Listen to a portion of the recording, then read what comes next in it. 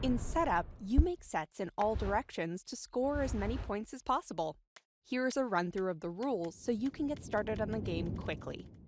The aim of setup is to make sets with the card tiles on the game board. You can get even more points by matching with tiles already on the board.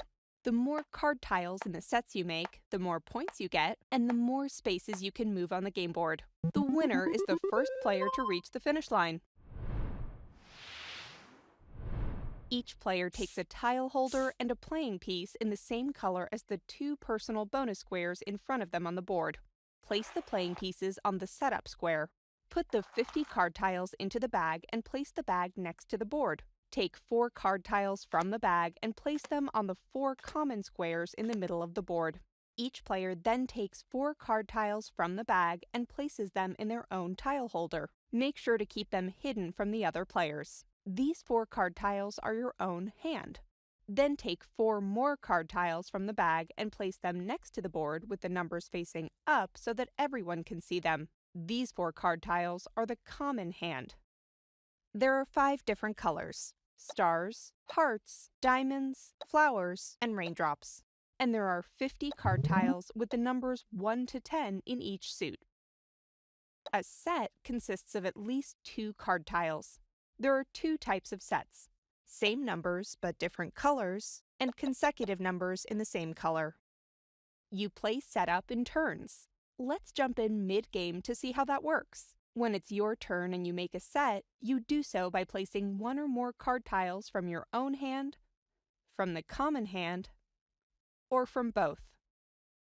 You may place your card tiles on your 2 personal bonus squares, and you may place them on the 4 common squares in the middle of the board. Card tiles may be placed on top of other card tiles on the game board. If there are fewer than 4 players, you use the extra personal bonus squares as common squares. After making 1 or more sets, the player moves the playing piece the same number of spaces on the board as the number of points they have scored. If other players have scored bonus points, those players can also move their playing pieces. Then the player must replace the card tiles they just used by taking new card tiles from the bag, filling up the common hand first, then their own hand. The turn continues in clockwise order. If a player cannot or does not want to make a set, the player must swap some or all card tiles from their own hand for the same number of tiles from the bag. If the bag is empty, all the card tiles on the board, apart from the top layer of tiles, must be removed from the board and placed back in the bag. Once a playing piece has reached or crossed the finish line, the game is over. The players don't need to take the same number of turns. More than one playing piece can reach or cross the finish line in the same turn because the other players can get bonus points. The winner is then the player whose playing piece is ahead of the others.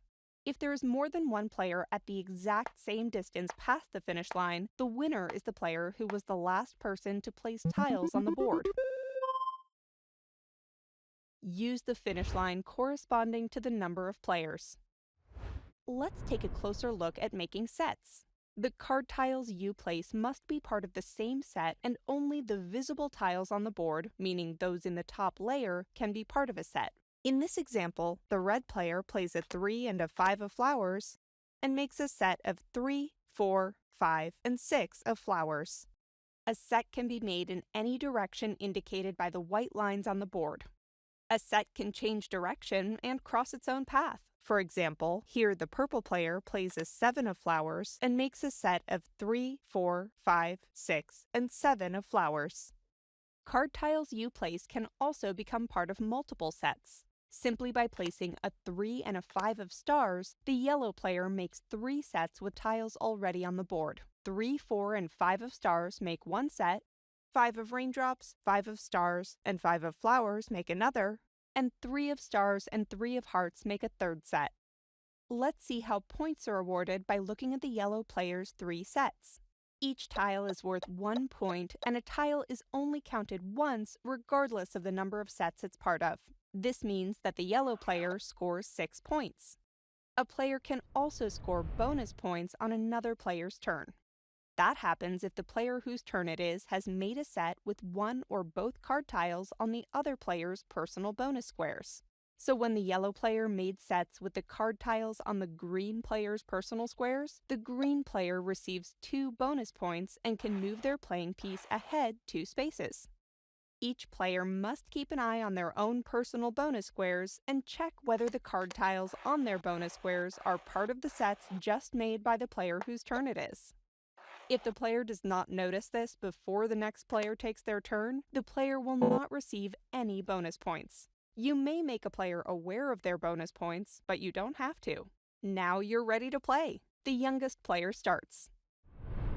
If there are 4 of you playing, you can also play setup in teams of 2.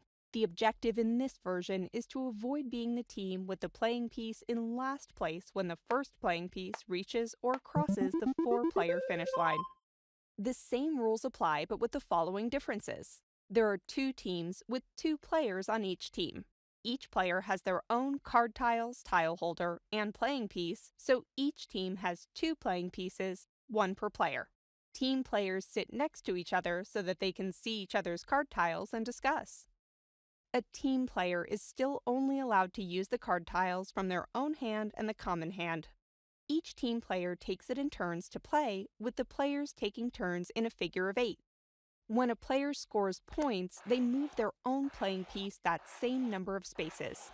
It's still possible for players other than the player whose turn it is to score bonus points if the card tiles on their personal bonus squares are part of the set or sets played. This means that the player whose turn it is can give both their teammate and their opponents bonus points. Once a playing piece has reached or crossed the finish line, the game is over, and the team who does not have the playing piece in last place wins the game. If there's more than 1 playing piece in last place, the winning team is the team whose playing piece is in first place.